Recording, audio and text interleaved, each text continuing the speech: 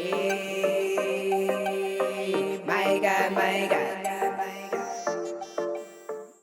Hello, welcome. Hey, kings and queens. Thank you for sitting pretty with AGP Pearls. As you already know, we always stay pretty, ladies and fellas. We always stay fly. You better know it. So, y'all, we're back again with another video. I told you guys we're doing something different every single time, y'all. The Holy Spirit spoke to me and told me that we're going to be going nothing but testimonies. Nothing but testimonies for the next 2 months. I'm so excited, y'all. We got so many guests that's going to be coming in, tuning in to give you their story. And we're praying that it helps somebody, okay? Even if it's not you, if you know somebody, share this video with them. And today, y'all, we have a special guest on today. We have Murcii in the building, y'all. He is here.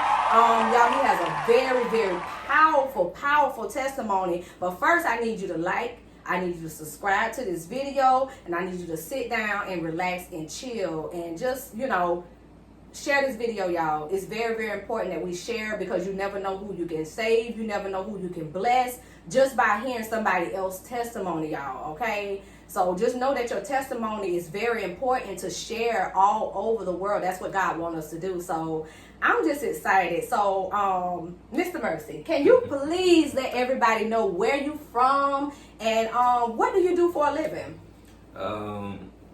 Actually, I'm from Jacksonville, north side of Jacksonville, Harborview, to be specific. I also grew up around the bend on Mount Creek, Kenai, Washington Heights.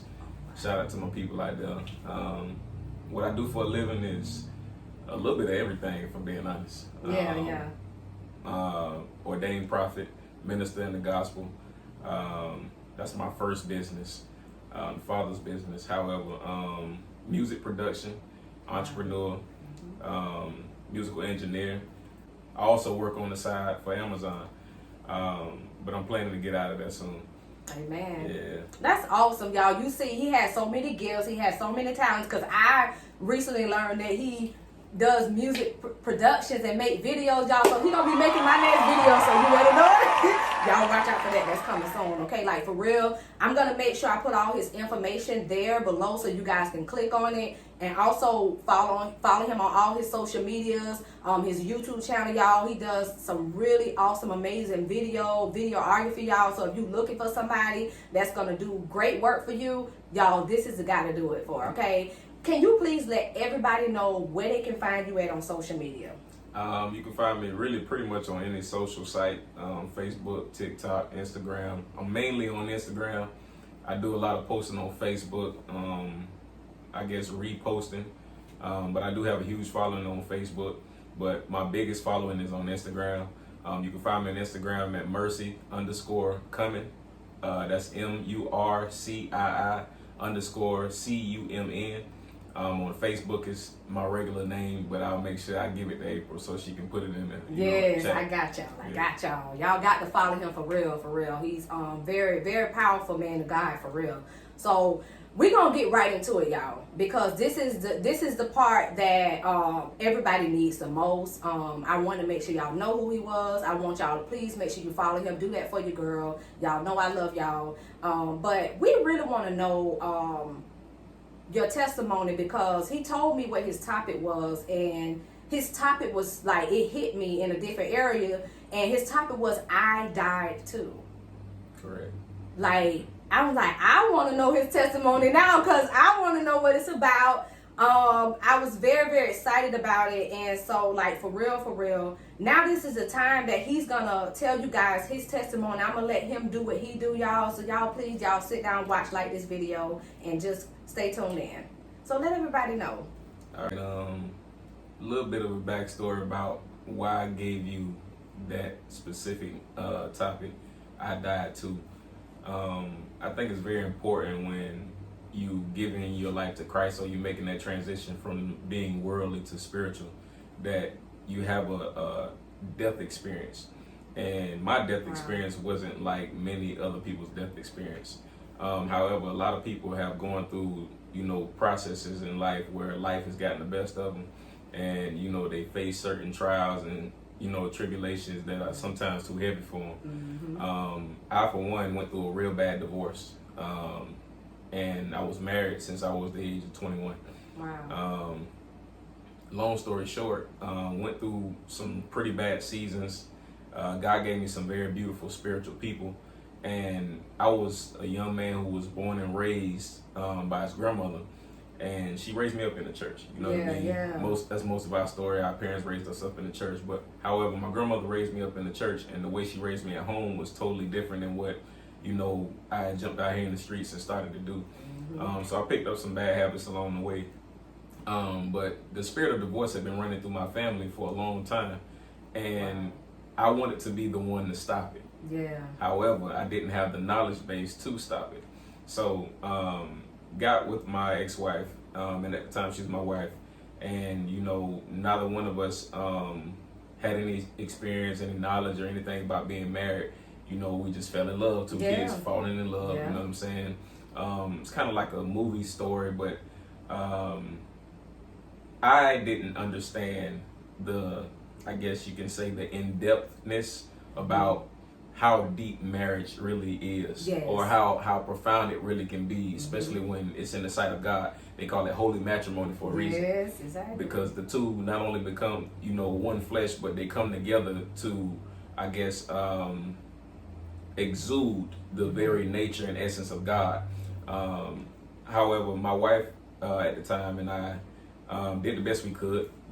Ended up going through some very bad, tough times, and you know, I'm not one to sit on here and, you know, on live stream or any type of broadcast and put anybody out, so I'm gonna speak on me. Yes. I was very hard-headed in my marriage. Very, very hard-headed, very headstrong, thinking that, you know, what most men think when they're married. The wife is supposed to do this, the wife's supposed to do that, the wife's supposed to do this. Not really knowing my own role and my own duties as a husband. I had no role model to show me or display before me what a husband was supposed to be, except my little brother's dad, which was my stepdad. Only thing that he showed me in the house was how not to argue back with a woman. Okay. Yeah. Wow. That's the only thing he showed me, was not how to argue with a woman, and how to consistently stay going to work, you know, providing for the family and whatnot. But the fundamentals of marriage, he couldn't teach me because he himself didn't know it. So, about 2013 through 2016, I had a real bad spiritual awakening that took me by force. I had made a prayer to God one day in 2013. I said, Lord, I want to know these demons by name. I don't even know what made me ask this question. Wow. I really don't. I don't know what made me ask this question, but I asked him in prayer, and shortly after that, there was so much warfare that came against me in my marriage. I could not describe it if I had the time. Oh my goodness. But from 2013 to 2016, I pretty much was losing my mind without knowing I was losing my mind. Wow. And me and my wife had gone through some very tough times, being that we had allowed other people inside of our marriage, and to say and do whatever they felt like doing, and we lost control of our marriage. Fast forward, her mom got involved, my mom got involved, and that can make things really messy, especially when it comes to a marriage. It's crazy. I ended up in a bad space in my head, so bad that I had so many spirits inside of me that I could not begin to name them if I sat down and tried with myself. Wow. And one particular day, it was so bad that I had put so much pressure on my wife at the time that she up and put me out legally. Wow. Yeah, legally put me out of the house. And at the time, my mother worked in the courthouse, but she legally put me out of the house. And I can't say I didn't deserve it, because at the time I was full of darkness. And all of the pressure I was putting on her was, you know, they say when a woman checks out mentally, she gone. Yeah. She was gone. Right about that. She was gone. You know what I'm saying? So, and I couldn't blame her. You know, at the time I was angry and upset, but I wasn't seeing myself. And I think a lot of the problem that we have sometimes is, you know, individuals in a relationship, whether husband or wife, we don't see ourselves like we need to, so that we don't hurt the other person. But I didn't know how to search myself, didn't know how to see myself, and I would always point the finger. So when she put me out and pointing the finger, like, why you do me like this? You know, like I'm not out doing nothing crazy, I'm not acting wrong, you know, doing this, doing that. But I was putting a lot of pressure on her, not realizing how to take care of the emotional side of a woman. You know, the little girl in the woman. You know what I'm saying? Because when a woman, and this is something that I learned as I became a man, as you begin to grow to love a woman, the little girl comes out of her. And she starts to love you from that little girl. You know what I mean? And it kind of bothered me that I didn't know it then, because I have all girls. And one son. So having girls still didn't give me the understanding of what I was dealing with my wife. And I believe that's why God gave me girls in the first place. But when she put me out, you know, I went through a transition where I started to lose my mind even more. And it was somewhat like Nebuchadnezzar, not eating grass, but I was out there, you know, talking to myself, you know, in a bad state of mentality where I'm talking to myself, walking the streets, and just like those people we see on the side of the road that we kind of look down on. And that changed my understanding too, because a lot of those people that's on the side of the road, we don't realize that they're God's prophets also. You know, that's why the Bible tells you to be careful how you treat a stranger. That's true. But I was one of those strangers at a time. So, ended up, I had called her one day after she put me out, maybe 4 or 5 months, thinking that, you know, I could somewhat try to ease my way back in. But I had no deliverance at the time. So nobody came to lay hands, nobody set me free. I wasn't trying to seek no help from church. And thinking to myself, like, I'm going to just go back and do what I need to do. It didn't work that way. I ended up coming back only to find that there was somebody in my place. Ooh. You know what I'm saying? And that tore me to shreds. So when I left, I took a good walk. The walk probably was about a good 16, 17 miles. You know, when you angry or you upset, you don't care where you're going. You just going to clear your mind. So I didn't know at the time. Now I know, based upon the insight that God has given me. I was drugged to the bridge on Morris Avenue. I'm not sure if you know what Morris is. That bridge that crosses over 295. I had walked over that bridge, and there were all type of spirits ministering to me that led me to this bridge, specifically for the reason of suicide. When I got to the bridge, I stood at the bridge and I just looked over the bridge onto traffic. Now, I've never thought about suicide in my life. Never, ever in my life have I thought about suicide, because I always thought that was a weak mentality. And not really understanding the inside of what people battling to lead them to that place. So I ended up staring off into a trance, and every single spirit that I could have heard in my mind or thought of started ministering to me. And they started telling me I wasn't worth anything. I'd never be anything. My wife left me. I found, you know, somebody else in my position. You know, I can't see my kids again. I'm a horrible dad. Just anything you can think of that was terrible started entering my mind.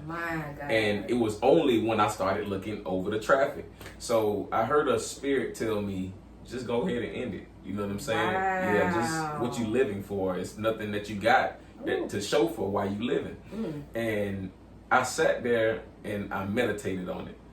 And the problem for me was that now that I realize it, you know, they say don't water a seed too long in your mind, don't water a thought too long, because you're bringing increase to that thought and it becomes an action. I sat there and I watered the thought for so long, and maybe 2 minutes in the spiritual realm is a long time. In the natural, it's just 2 minutes. But in the realm of the spirit, it's a long time. So I sat there for about 2 minutes. And these voices became so strong. And while I was trying to pray to God, I said, Lord, help me. I didn't hear anything. Lord, help me. I don't hear anything. All I kept hearing was those voices from those spirits. He not talking to you. Why you keep calling on him? Stop calling on him. And they kept magnifying themselves to me. So I found myself, as they were talking to me, one whispered, walk on the other side of the fence. Because there's a fence up there to stop people from jumping over, you know, onto traffic. There's the barricade, then there's the fence. The spirits say, walk in the woods, walk around the fence, hold on to the fence, and walk out over traffic. And the ledge was about probably that you know, thick to walk on. So I had to walk on it with the back of my heel and hold on to the fence to get out there. Now, I let these things minister to me all the way till I'm hanging over traffic. Oh, my goodness. Yes. So as I'm over traffic, I told God, I say, I called you and you didn't answer, but you told me you'd always be there for me. This is the conversation. This is how the conversation went. And when I said this to him, I then gave God an ultimatum as if I was somebody special. And you know, you want to feel special when it comes to God. Everybody do. Yes. I don't care what nobody says. Everybody, somewhat form, fashion, or way, want to feel special when it comes to God. But I say, you got 1 minute to show it to me because I called on you. My grandma raised me up to you. Yeah. You said that I was going to be this major prophet. I was going to be this, and I was going to be apostle, this, that, the third. Ain't none of that came to pass. I done lost my family. I just started going down the list with God. Like, I done lost all this stuff. And before I realized it, after giving him a minute, these spirits still ministering to me. And they getting stronger and stronger. 30 seconds had passed by. And I'm just watching my clock while I'm holding on to the fence. Wow. Like, you really not showing up. You said you never leave me nor forsake me. Yeah. Now I'm out there, like, you seem like you lying to me. Yeah. You know what I'm saying? Like, maybe I'm not special enough for you, or maybe I don't have what it takes. That's probably, and I just started going down the line in my head. Maybe that's why the pastor never came up to me and prophesied. Maybe that's why the prophets never prophesied. I started telling God all kind of stupid stuff. Yeah. And one thing I love about God is he's very, very, very patient. Yes, he is. I'm talking about patient. We can't even understand how patient he really is with us. But another 15 seconds are going by and I say, bump it. I just don't, you're not answering me. I don't know what else to do. Woo. And I've said everything I could say. Yeah. I've done everything I could do. I called my ex-wife before I did, and she didn't answer. I called her maybe like 5 times. She didn't answer. That was playing on my mind. See, she in the house with somebody else. She in the house with somebody else. That's all they kept telling me.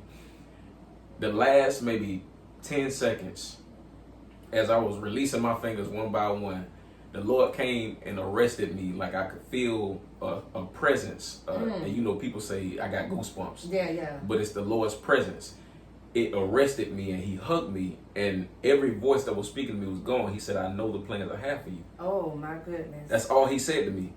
And when he said this, I couldn't control myself. I just started boohoo crying. It was like a wellspring of water came up out of my eyes, and I just started crying. And I'm like, why did you take so long? What took you so long to get to me? He said, your timing ain't my timing. Listen. You better know it. He said, your timing ain't my timing. And he said, I came at the nick of time to show you that it doesn't matter what you think or how you think of me. I created you for such a time as this. And then not only that, I had to take you through this because what you had done to my little ones. See, I understand it like this from the inside now. He said it's better that you hang your neck with a millstone and be thrown into the sea than to turn one of his little ones away from him. I was turning my ex-wife away from him and not knowing it. Yeah. And the beauty in this whole story is, just 2 days ago, God gave me the grace to talk to her on the phone. And we've been divorced for a while, but God gave me the grace to talk to her on the phone and help heal some of the things that, you know, I caused damage, or areas I caused damage.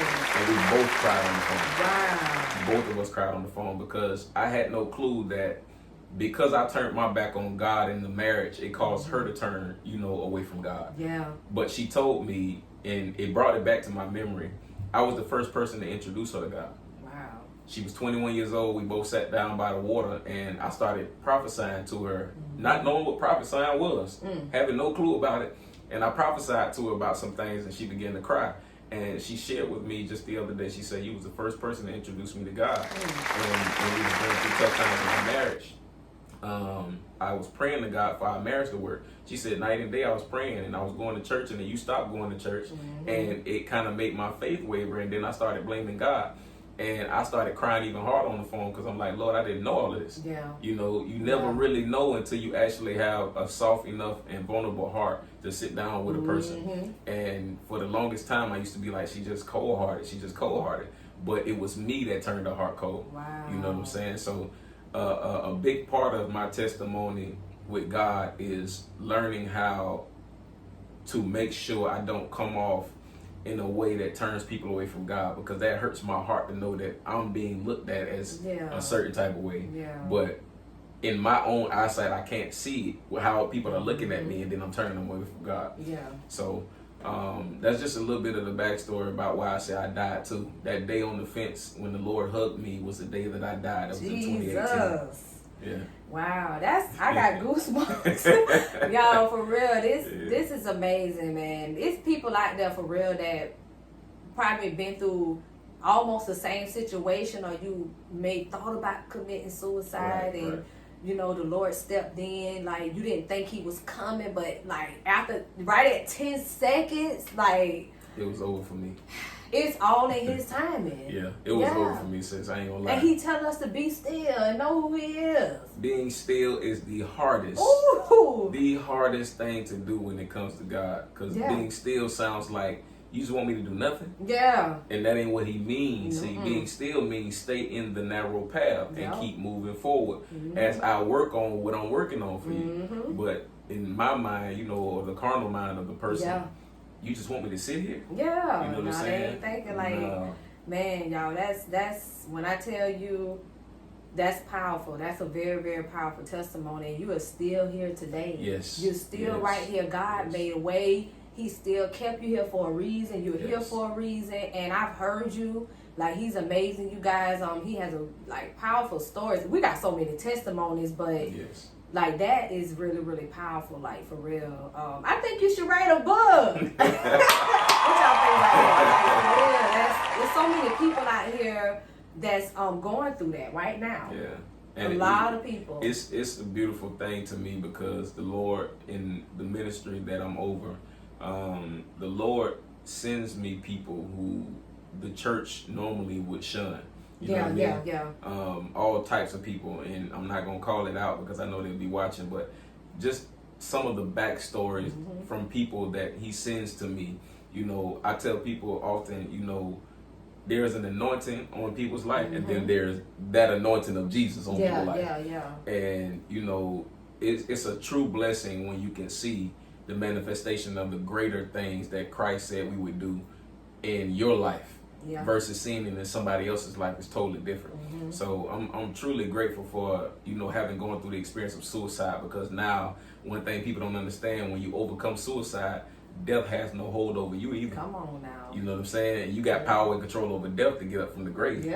So it's true that Jesus died, went to the grave, came back from the grave, and was made alive. You know what I'm saying? I understand that all the way in depth because of what, you know, I had to go through myself. So it's a blessing. Wow. Y'all, please make sure you like and share this video. You guys, if you have any friends who may say something to you, they may be suicidal or even thinking about it, y'all can reach out to him, like, for real. All his information is gonna be there. He can pray with you, even if just talking with you, you know, because his experience is real. Like, it's not a fake. It's people out here doing this real, because we got so many people that's committing suicide, like, especially our young children.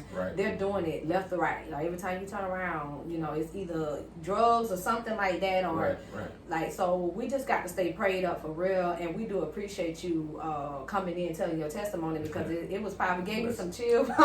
But before we go, I will, because I normally do like a motivational, but you know, I think, is there anything that you can give them that some type of motivation that can help the people that's out there that may be suicidal right now?